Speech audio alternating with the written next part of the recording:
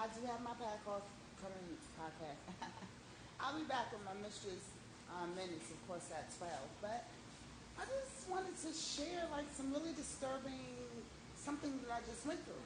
So I'm outside doing what I do, which is selling my books, even though it's late. That's right, working hard on riches and egos. That's just what I do. Go out and try to get it. You should always have more than one way to um, sell your inventory, whatever. But we are dealing with police brutality, and I titled this "The Fear of a Black Man" because of the situation that I was just in. Well, like I said, I was outside selling some books, and hi, Dad, and it was me, three other ladies, and it was one black male. And the music was playing. It was at a tolerable level for outside, about 9 o'clock tonight. And the cops came up. Um, One-way street, zoomed up, popped out, DTs, I guess, I'm not sure. And basically, they were really charged up. Oh, well, you need to turn the music off. I don't fuck with police, okay? Let me say something. Noella Faye says, I don't fuck with police. There's a lot of things going on, and even though we may not want to, we don't have to conform, but you stoop down to see what is going to take place. You never know if these people have had bad days because they do a lot of things. Fuck the police, NWA, I feel you. But, going on with the story, so the music was loud, and the guy was like, well, do we have to turn it off? What about down? Like, I live here, I paid 2 rents, I have 2 apartments, and the cop was like, well, I'll tell you this, da-da-da-da-da, da-da-da, blah, blah, blah, blah, and it was back and forth. So the guy was like, well, you know what? I'm just going to leave because I shouldn't feel uncomfortable with where I live at, which I totally agree. However, I am always a person to hear another person out. And like I said, I do take into consideration there are a lot of bad cops and there are not enough good cops to stand up for the whole of the police department. So what can you do? You give everybody the benefit of the doubt. Now, this cop was very aggressive towards the man. And I make my conclusion when they went in the building or whatever, and they came back after the young gentleman had gone. This same cop, the same goddamn cop, didn't change his clothes, didn't get another car, didn't have another partner, came out, very monotone, very low. I'm talking about inside voices. It's nap time and Sister Shirley Church. You better not say nothing. You're going to get a paddle. Let me explain something, guys. Can I talk with you? Wait a minute. Is this the same motherfucker Hercules that just went into the goddamn building that was ready to slam the boy down? Oh, hold on, wait a fucking minute. Goddamn, wait a minute.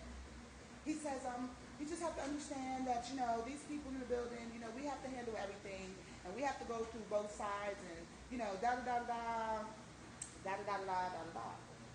Now, I'm cool with apologies. I'm cool when somebody can say they've made a mistake. But this is the thing. It was not an apology, okay? It was a act of what you should have did when you first came. It was a act of he even had the nerve to say that he deals with women differently. Now, when this motherfucker came up, a nigga like me, I got 9 personalities. We was like, what we gonna do? We gonna protest? We ain't got no guns. We gonna fight the power? Is there a back call for the Black Panthers? What's about to go down? Because it was a scary thing because I'm thinking I'm about to witness firsthand, like really up close, 2 feet away from me. I'm about to witness somebody get their ass beat.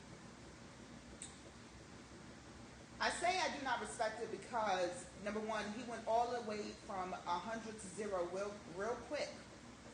When he came outside, that young man was not there anymore. This is why I titled it "The Fear of a Black Man." Black man, do you know how powerful you are? This is worse than Wiz Khalifa at the airport.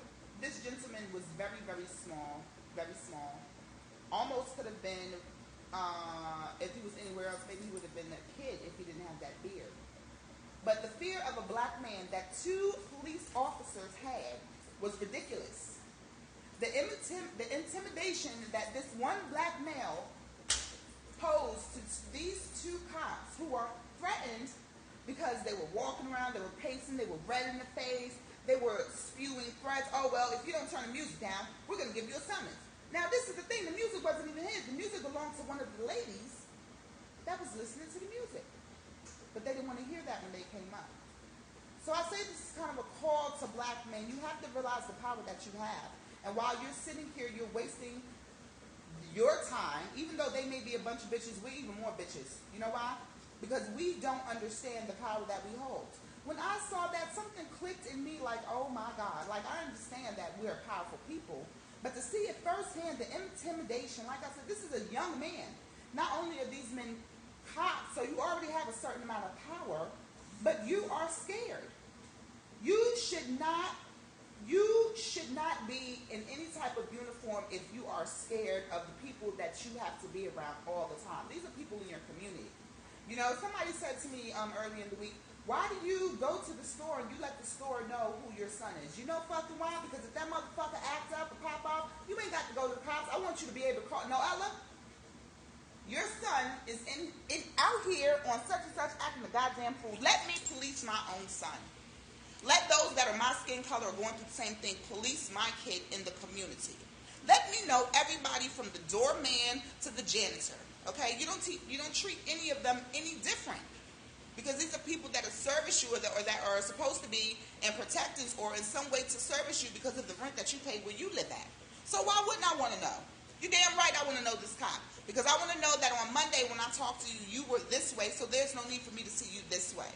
We have to hold everybody accountable, just like we should be accountable for our actions. I just want to come on real quick before I do my mistress minutes. You know, I can get real snatchy and switch up on you.